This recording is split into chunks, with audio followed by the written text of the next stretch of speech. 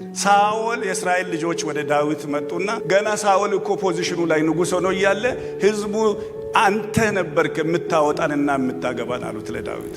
ማለት ስልጣኑ ያለው ሳኦል እጅ ነው፣ ወታደሩ ያለው ከሳኦል ጋር ነው። ህዝቡን ግን የሚያወጣና የሚያገባ ወታደር ያልያዘ ፖዚሽን ያልነበረው ተጽዕኖ ፈጣሪ የሆነው ግን ዳዊት ነበር።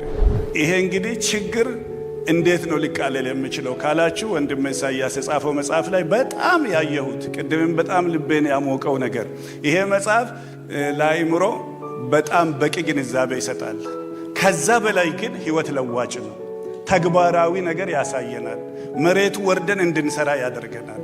መጽሐፍ ማለት ዘር ነው። የተጻፈው ነገር ዘር ነው። ሰዎች ምን ይላሉ? ያሰባችሁትን ሁሉ አትናገሩ፣ የተናገራችሁትን ሁሉ አትጻፉ፣ ከጻፋችሁ ግን ኃላፊነት ውሰዱ ይላሉ።